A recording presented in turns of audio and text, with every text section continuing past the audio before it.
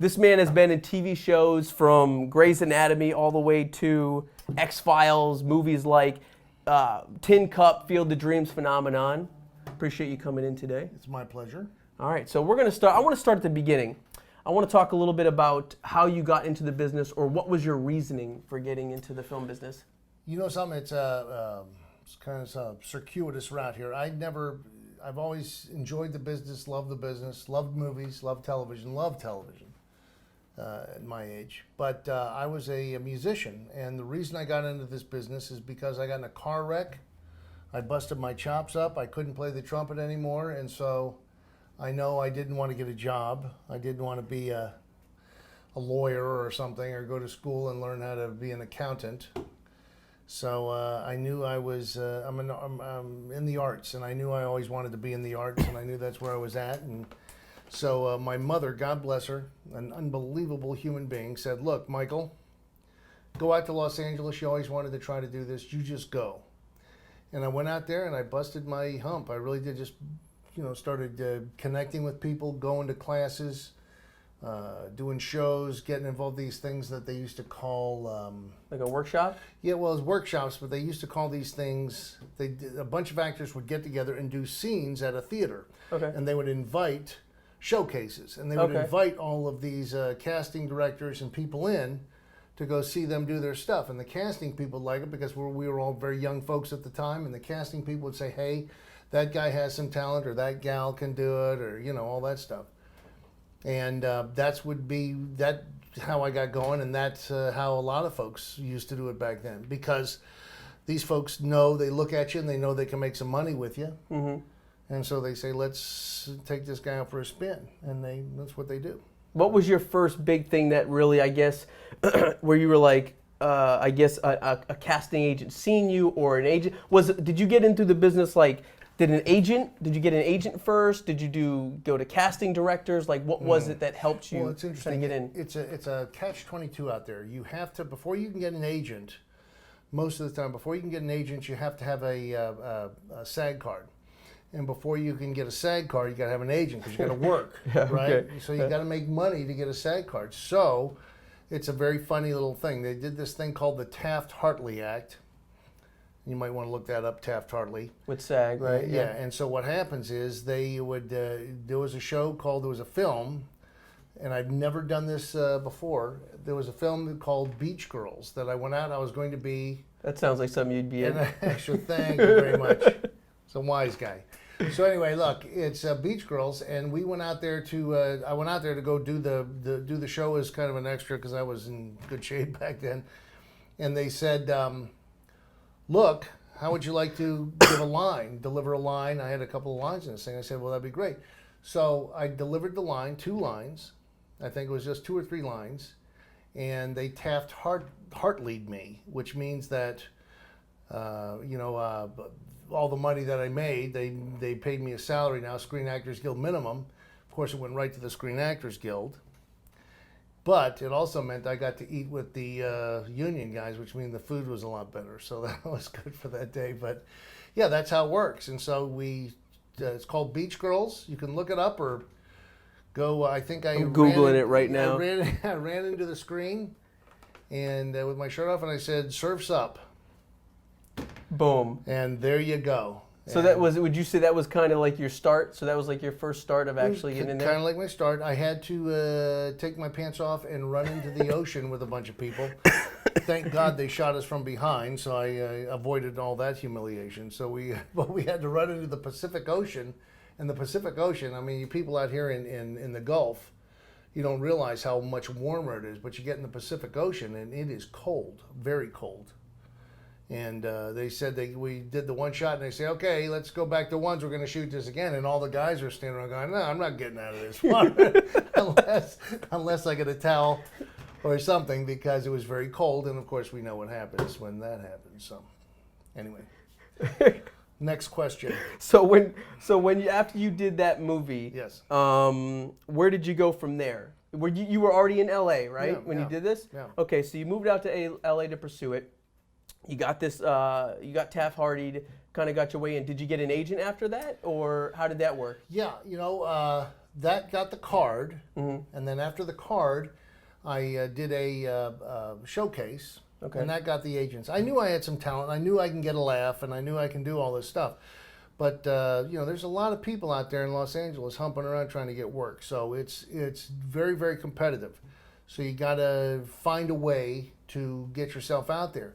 We did the showcase, very good showcase. I did a great little piece in this thing, and I had a bunch of people come to me and say, "Hey, let's give you a spin. Let's see what happens." And so we did that. And but I used to do other things too. And I don't know if this is an informational thing, but I used to when I was after I got an agent, and they would get me out. A lot of times, people, even though if you have an agent, people won't see you because they don't know you. The casting people don't know you, so they rather see these other guys. Yeah, somebody they're familiar with. They got to get to know the person before they call you in and they want to. So what I would do is I'd take a day or two and I wouldn't do anything. I'd go around town and I'd get donuts or cookies or whatever it is, and I would go into the offices and I would just drop by the office, very understated, give it to the chick at the desk or give it to whoever it is and say, "Hey, look, I know you guys are working real hard, and I just thought I'd drop these by." Smart, man. You'd be surprised. They'd be, "God, thank you so much. That's very nice of you to do that," because nobody does that kind of thing. I didn't want anything for it, but then this girl, the what would you call the girl at the front desk? Receptionist? Yeah, the receptionist would go back there and said, "You know what Michael Milhoan just did? He came by and brought us donuts, or he came by and brought us cookies." And inevitably they would call me in for something, and they would say, "Well, listen, thanks for bringing by. That's very nice of us. We're all fat," and they would do that whole thing. But they would say, "But that's very nice of you to do that." Yeah. And of course, what does that do? It's a marketing tool. It's getting you in so you can talk to folks. And, that's what that was. And it's just another way to get in there and do that. And it's important to do that, to be able to find a way to make a connection and get in and talk to people. Smart, man. Yeah. Making a connection. Yeah. That's definitely the way to go about it. So, so when you did that, we'll fast forward a little bit. What was your first big part that I guess that you worked on TV? I'll tell you what. There was a show called Murder, She Wrote. Oh, yeah, okay. Murder, She Wrote with Jessica. What's her name? I can't remember. An old actress. She worked on Broadway forever. Gosh, I wish I knew her name. I wish I'd have known you were going to ask me this. But anyway, I'll think of it.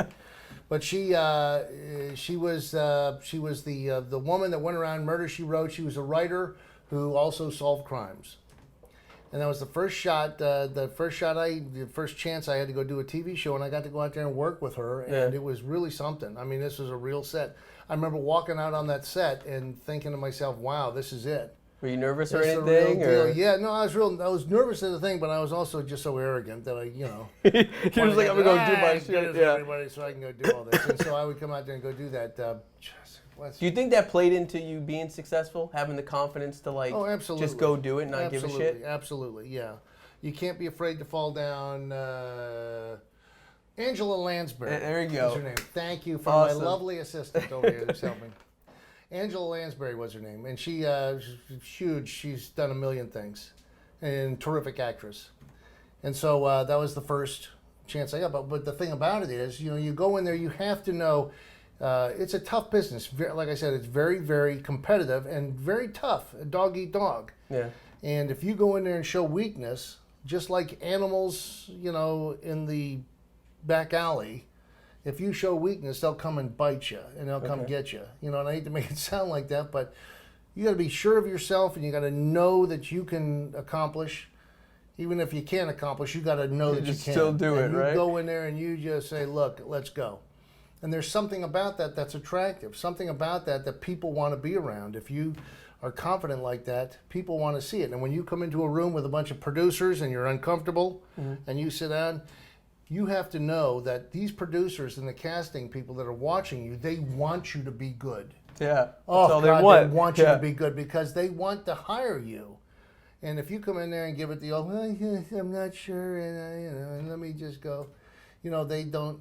They want you to be good. They want you to come in and kick the shit out of the room. Yeah. And if something happens where they might disagree with you, or the reading is this or the reading is that, you can go ahead and acquiesce and try to listen to their direction and do the direction. Yeah. But you are cocksure of what you're wanting to do. Even if you're wrong, you're still right. You're right? damn Just right. go You for it. Then Okay. you listen to what they say and you try to do what they say, and you can have a discussion about it. And don't ever be afraid to stop when you're in the middle of a audition. When you start off and it doesn't start off right, and I'm sure a lot of the actors that are watching are here, if it doesn't start off right, there's a problem. Just say stop. Look, take control of the room. Stop. That was horrible. Let's. I'm going to start again right here. Let's start from the beginning. Don't give them a chance to say no. This is my minute. Stop. Let's do this over. Start this. Be bold and make sure that you run that room. You're the one that's there. It's your ass on the line. You're running the room. So after Murder, She Wrote, where'd you go from there? After Murder, you She started Wrote, doing. just started going I know to- you started doing movies. So Yeah. you kind of consistently stayed working. It seemed like throughout the years. It's very hard to do. Yeah, and I was very lucky like that because I would stay busy. People would call and they would say, let's get Milhoan to do this, Milhoan to do that, and it was a terrific thing. And my agents loved me because they didn't have to do shit. They would sit around and people would call them and say, "Hey, is the redneck free to do this?" And we would, come over there and do that. But it was good to be able to have that. It's a tough thing. I had a couple of shows where I was the quote unquote star of the show or one of the stars of the show. These TV shows, and what happens is if the show doesn't go, if the show fails. And that happened. What happens is you say, well, he was on this show and it didn't do well. And if you get a couple of those, unless you're very lucky, you get saddled with the show wasn't any good. I did the show called, what the hell, with Jerry Burns and Mel Harris. And Mel Harris was famous for 30-something. And then this show was called Something So Right. It was on ABC. And we did this for a while and for 3 years, and they liked the thing and all that, but the show didn't work. They just went another way. It was about blended families. Okay. But it was a problem, and I think that a lot of it was Mel, the female lead in the thing, was, well, let's just be honest. She's a pain in the ass. Did you run into that a lot? I mean, was there a lot of people out there when they get to a certain point where it's just difficult to deal with? Sometimes, something... Or do they stop working? Yeah. Do people stop working them? It all depends if you're difficult to work with for a reason. If you're difficult to work with because, you just are this tedious material you're working with, and you'd rather not, but you got to make a living. But the thing about it is, if you have to make a living, then shut up and do the material and try to do it to the best of your ability. Yeah. If you're doing it and you're upset with the material and you'd rather not do this material because you'd rather not be involved in the project, then stand up and say, look, no thank you. I appreciate you having me in, but no thanks. And I did that a couple times. I did both of them a couple times. But it's a tough business. It's hard to know what to do and what not to because you don't know what's going to be successful and what's not going to be successful. So did you go with your gut a lot of time? I mean, how did you pick and choose when you got to, like, what were some things you used? Well, the problem I had was I always wanted to do film, and I always thought I was a film guy. Yeah. So I offered a bunch of TV shows, different TV shows to go do, but I was all offered movies as well. And I would take the movie and leave and not do the TV show.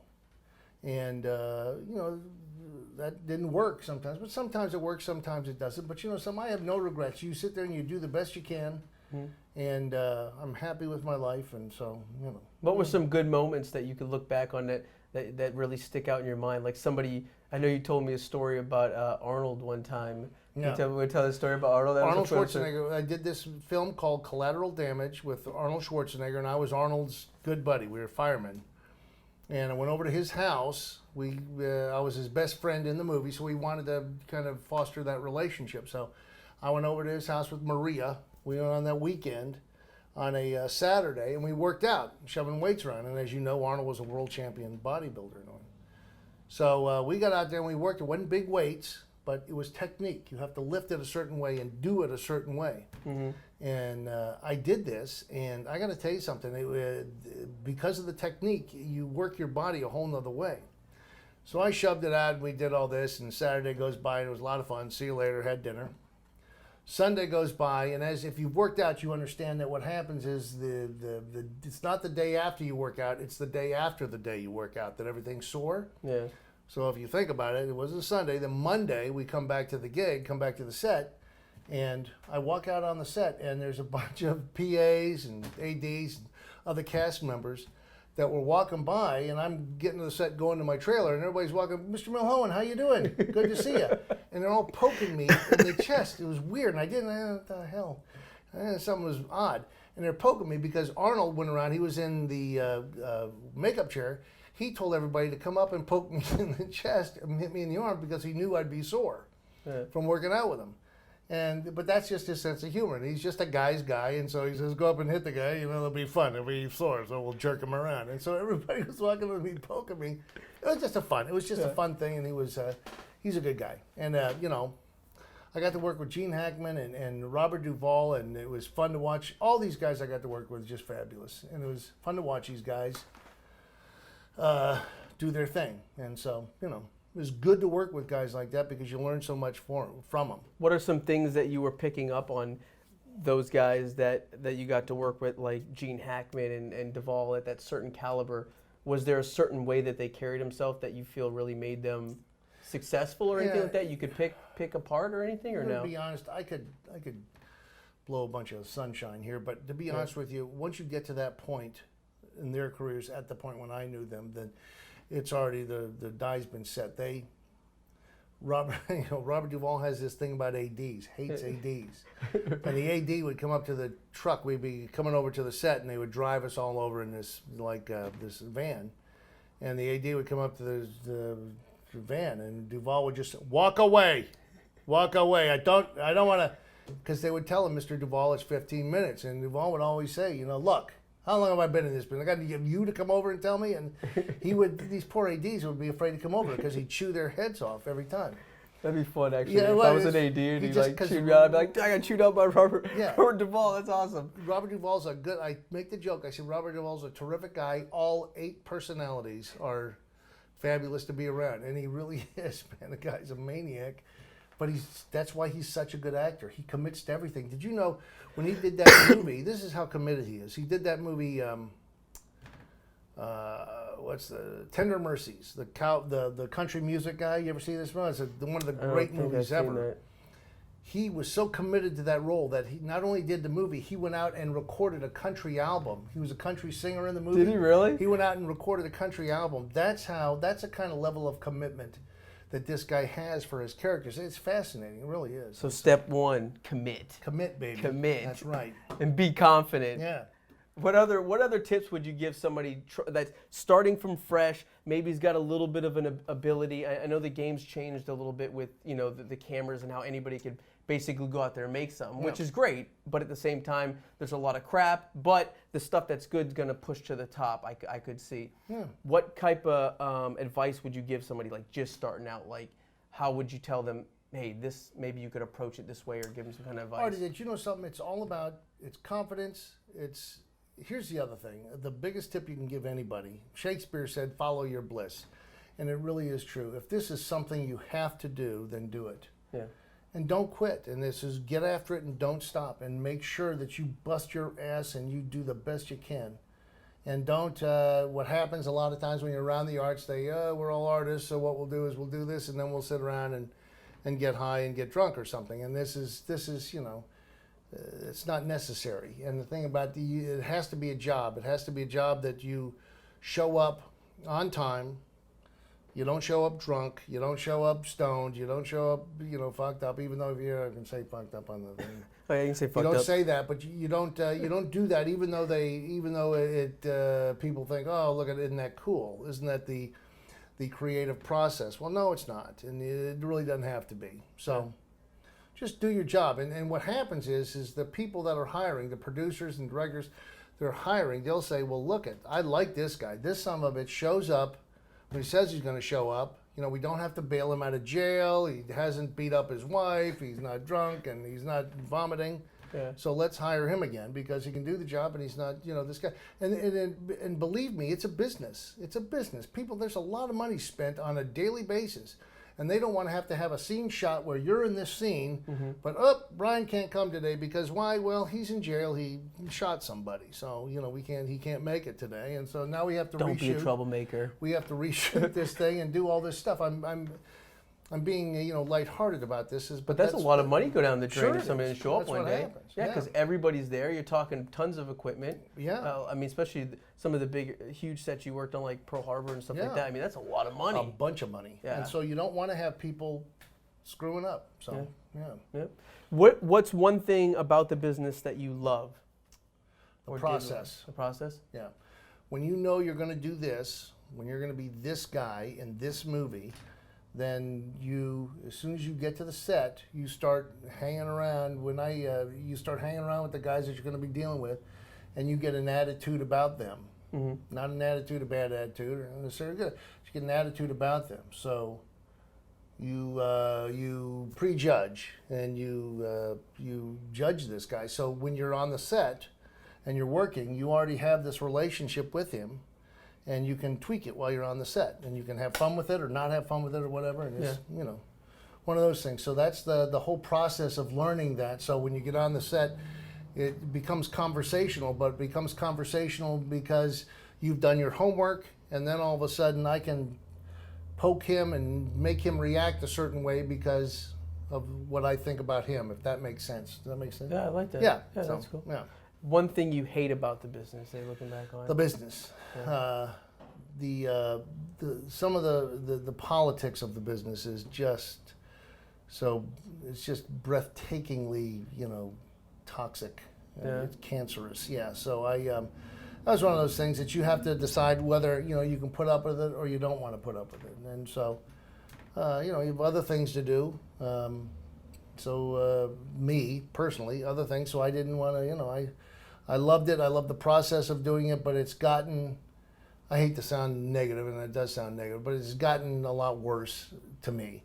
But now it's starting to get a little better. They have these new shows, that we watch all the time on like Netflix and Amazon. Well, Netflix and Amazon, the Homeland, and these different shows. It's just great shows. When I was getting out of the business, it was all about gay. This is gay, or this is this, or they have another thing about what's the other thing about? Well, we hate our parents was the thrust of the show, and all of these shows. It was just this negative thing. It was politically correct stuff that was just so bad, and it would just. So you like that edgier stuff that's coming out now? Is that what you're saying? What I like is the fact that they have these shows that these people do in such a way that they cut them loose. Yeah. It's real stuff. It's reality shows, but scripted, and these are. This Homeland show, for example, is a great show. I've never seen it. I'll have to take a look at it. For Christ's sake, you got to look, and you got to look at the whole thing. You got to lay in bed and sit there for 5 years. Binge watch everything. It's a fabulous show, and they do a great job with it because it's Homeland Security. So it's like it's like a border. It's on the border type stuff. No. It's Homeland Security. It's a Secret Service. Okay, yeah. It's a CIA is what she's in. Okay. But they're going after the bad guys that are trying to blow us up, and it's the nastiness that goes on. But it's all very intellectual how they go about doing this stuff, and it goes from intellectual to just shooting and killing and being tough. So it's there's some good stuff they're doing now. So. There's some cool shows. I mean, I like it the fact that the way like Amazon and Netflix are now, like it opens up the market a little better to where those guys are like, you know, taking on the big guys. And you can do so much. You don't have to worry about Amazon, Netflix, all these things. All of a sudden, you don't have these guys in the studio saying, well, we can't say that, or we don't want to do this, or we don't want to do that, because they have a political bent. All of a sudden, now we can do all of this stuff that they're doing now, like what you guys are doing. You guys are getting on the tube and shooting all this stuff that you don't have somebody coming on and telling you, look, you can't say this, you can't do this, we got to do this, you got to do that. They're not and censoring you guys don't have anything. to. You guys do what you do. We can say fuck. Yes, you can say whatever you want. So there you go. Oh man. So that's basically it, man. Thank you. I appreciate you coming in. It's my pleasure. The man, the myth, the legend, That's Mr. me. Michael Milhoan. Thank you. So if you guys enjoyed that cool video, click right here to see more. And make sure you guys subscribe, drop a comment down below.